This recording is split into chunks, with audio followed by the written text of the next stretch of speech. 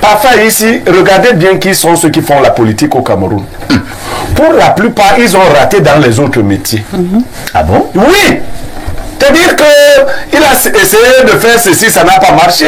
Après, il avait beaucoup de temps. Il est resté, il a commencé à regarder le fonctionnement de la société et il s'est infiltré quelque part. Le deuxième pilier de la politique au Cameroun, c'est le réseau. On prend un jeune, il peut même être laveur de voiture. C'est pas mauvais, mais c'est ce qu'il faisait. On lui dit, on fera de toi un maire. Alors, il commence à agir et au finish, quand vous le voyez, vous dites que voici un grand homme politique.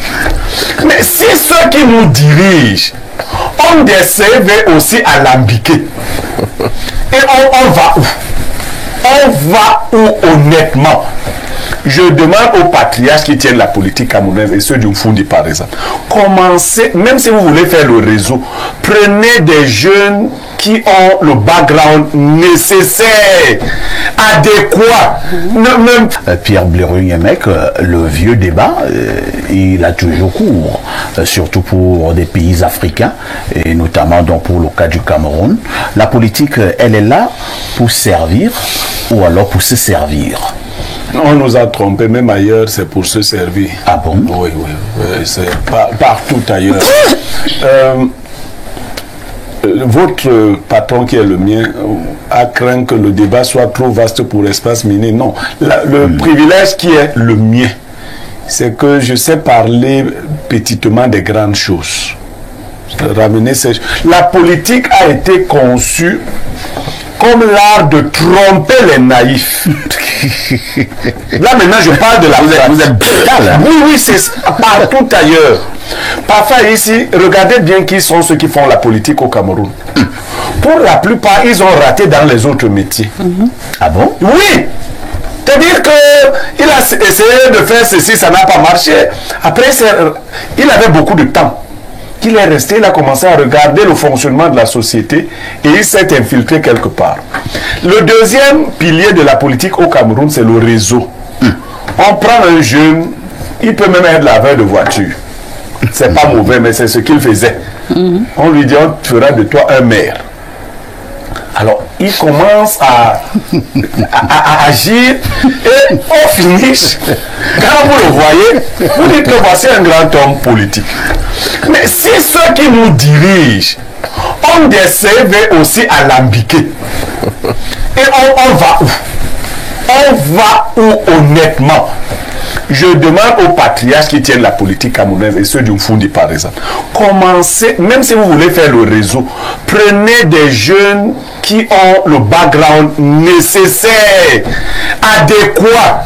Ne faites pas seulement que le réseau prime vous, parce que les premiers politiciens, on était obligé de les prendre parmi l'élite, hein?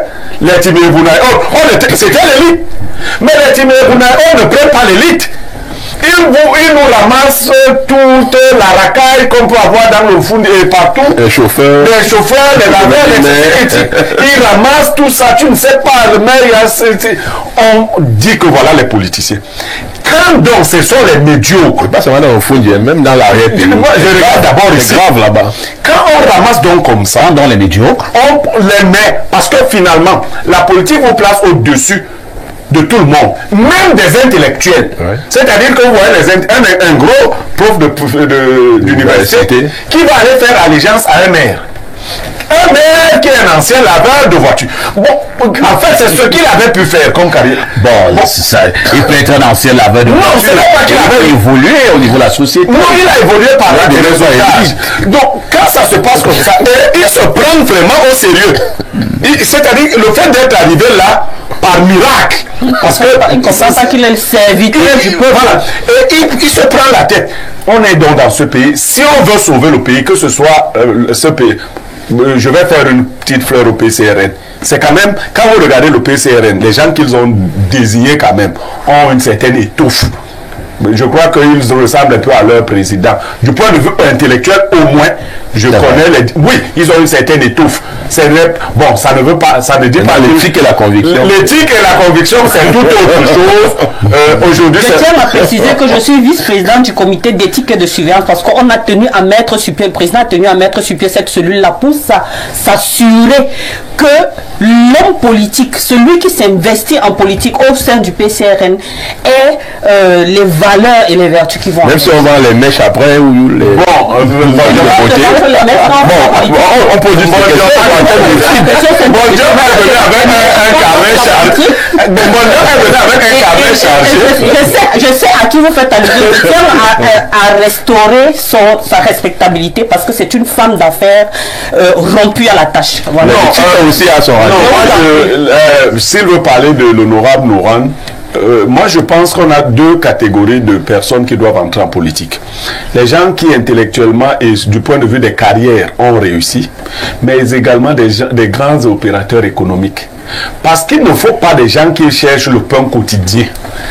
Quand c'est essentiellement des gens qui cherchent le pain quotidien, mais soyons honnêtes, vous n'allez pas me dire que quand quelqu'un cherche le pain quotidien, il va d'abord privilégier le peuple au chuton. Donc, là j'ai convoqué le patriarche Timévouna pour le Fundi. Je vis dans le Fundi. Patriarche papa, choisissez pour le RDPC des jeunes qui ont de l'étoffe, qui vont affronter d'autres jeunes qui ont de l'étoffe, même s'il y a le résultat. Vous-même, vous n'êtes pas content de votre mère, de ceci. Bon, ok.